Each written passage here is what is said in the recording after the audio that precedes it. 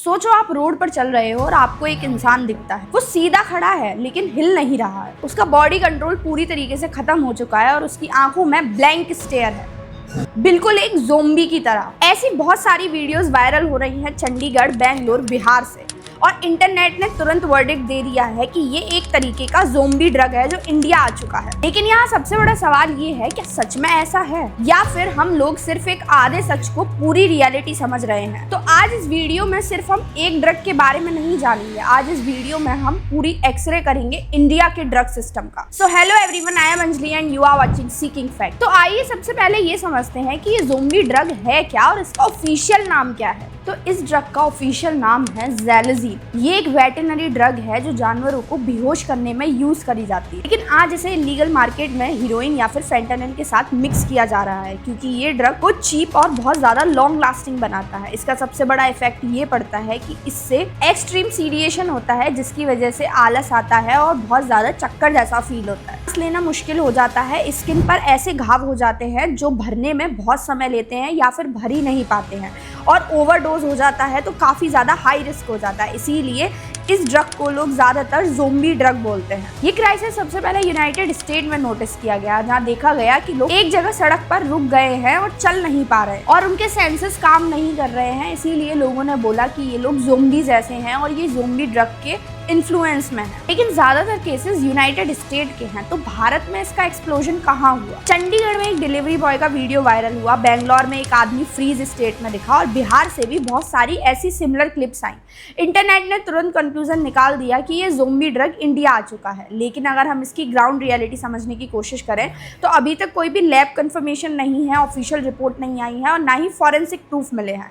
मतलब ये सारी एक मनगढ़ंत कहानी है या फिर एक अजम्पशन है, पूरी तरीके से फैक्ट नहीं है। तो फिर लोग बोल रहे हैं कि बिहेवियर कैसे सिमिलर है। बिहेवियर इसलिए सिमिलर है क्योंकि इंडिया में ऑलरेडी बहुत सारे ड्रग्स एग्जिस्ट करते हैं, जैसे कि हीरोइन हो गया, मेथाम्फेटामिन हो गया, सिंथेटिक ओपियोइड्स हो गए या फार्मास्यूटिकल्स मिसयूज हो गया। और इन सारे ड्रग्स का भी इंसान अगर ओवरडोज ले लेता है तो पूरी तरीके से फ्रीज हो सकता है, कंट्रोल से बाहर हो सकता है और ज़ोंबी जैसा लग सकता है। इसका मतलब ये नहीं है कि ये ड्रग भारत नहीं आ सकता, क्योंकि वर्ल्ड वॉर 2 के बाद से इंडिया जो है वो सबसे बड़ा ड्रग हब है।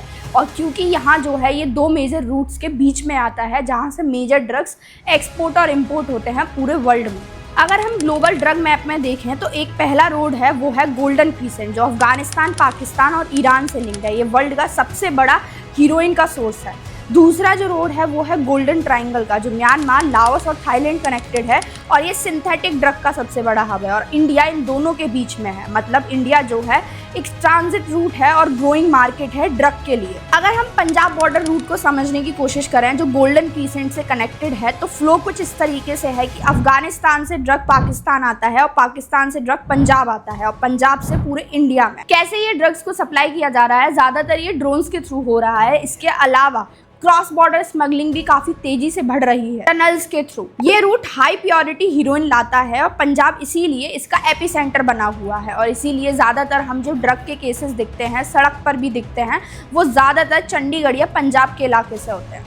दूसरा सबसे बड़ा रूट है नॉर्थ ईस्ट का रूट, जो गोल्डन ट्रायंगल के अंडर आता है, जिसका फ्लो म्यांमार से मणिपुर, मणिपुर से मिजोरम, मिजोरम से आसाम और आसाम के थ्रू फिर वो इंडिया में आता है। यहाँ से आती है मेथ और याबा टैबलेट्स। दोनों ही ड्रग्स खुद में बहुत ज़्यादा खतरनाक हैं क्योंकि इनके साइड इफेक्ट्स बहुत बड़े हैं। और यहाँ से जो ड्रग सप्लाई होता है उसका सबसे बड़ा रीज़न ये है कि हमारा जो बॉर्डर है म्यांमार की साइड से वो पोरस है। मतलब वहाँ से आना जाना, स्मगलिंग बहुत आसान तरीके से हो जाती है क्योंकि बॉर्डर पे उतनी स्ट्रिक्टनेस नहीं है। इसके अलावा एक और सबसे बड़ा रीज़न ये है कि यहाँ से बहुत सारे इंसर्जेंट इन्वॉल्वमेंट रहता है। जो यहाँ के लोग जो इंसर्जेंसीज करते हैं, विद्रोह करते हैं, उन लोगों का इन्वॉल्वमेंट भी इसमें सबसे ज़्यादा रहता है। तीसरा सबसे बड़ा रूट है मैरीटाइम रूट, जो मिडिल ईस्ट से अफ्रीका, अफ्रीका से अरेबियन सी और वहाँ से गुजरात और मुंबई के पोर्ट्स तक आता है। ये सबसे साइलेंट और डेंजरस रूट है। यहाँ पे कार्गो शिप्स के थ्रू, फिशिंग बोट्स के थ्रू, कंटेनर्स के थ्रू जो है वो ड्रग सप्लाई होता है। एक एक शिपमेंट यहाँ पे करोड़ों का माल लेके चलता है। इसके अलावा एक और नया रूट डेवलप हो रहा है जो है डार्क वेब और फार्मा इंडस्ट्रीज का। अब डार्क वेब के थ्रू जो है वो ऑर्डर किया जा रहा है, ऑनलाइन ऑर्डरिंग हो रही है, क्रिप्टो के थ्रू पेमेंट हो रहा है, बहुत सारे इलीगल लैब्स बनाए जा रहे हैं। अब ड्रग जो है सिर्फ इंपोर्ट नहीं हो रहा, इंडिया के अंदर भी बन रही है इलीगल तरीके से। लेकिन जब भी ड्रग्स की बात आती है तो लोग ड्रग्स माफिया के बारे में भी सोचते हैं क्या भारत में भी कार्टल्स हैं, लेकिन असल में भारत में कार्टल्स नहीं है जैसे कि मैक्सिको में, क्योंकि यहाँ का जो सिस्टम है वो पूरी तरीके से टूटा हुआ है। यहाँ अफगान नेटवर्क्स हैं जो ओपीएम का सोर्स है, यहाँ पाकिस्तान बेस्ड स्मगलिंग नेटवर्क भी हैं, लोकल गैंग्स भी हैं और पेडलर्स भी हैं। मतलब यहाँ पे छोटे छोटे बहुत सारे नेटवर्क्स हैं और यही छोटे छोटे नेटवर्क्स एक साथ मिलकर एक पूरा इकोसिस्टम बना रहे हैं। 1980 से 1990 के बीच में अफगानिस्तान वॉर हुआ, जिसके बाद जो हीरोइन का ओवरफ्लो था वो भारत में बढ़ा, जिसकी वजह से पंजाब क्राइसिस हुआ, क्योंकि पंजाब जो था वो मेन एंट्री पॉइंट था जिस यहाँ से हीरोइन एंटर किया। 2000 में जो है सिंथेटिक ड्रग्स आने लगे और रेव पार्टी का कल्चर जो है बहुत तेजी से बढ़ा। 2010 के बाद फार्मा ड्रग मिसयूज होने लगा, पेन किलर्स का मिसयूज होने लगा। 2020 से लेके आज के टाइम में सबसे बड़ा शिफ्ट ये आया है कि अब डार्क वेब, क्रिप्टो और लोकल लैब्स का यूज किया जा रहा है इन ड्रग्स को खरीदने के लिए, बनाने के लिए और इनकी स्मगलिंग करने के लिए। तो अब बात यहाँ समझने की ये है कि इंडिया सिर्फ यहाँ एक ट्रांजिट कंट्री नहीं है,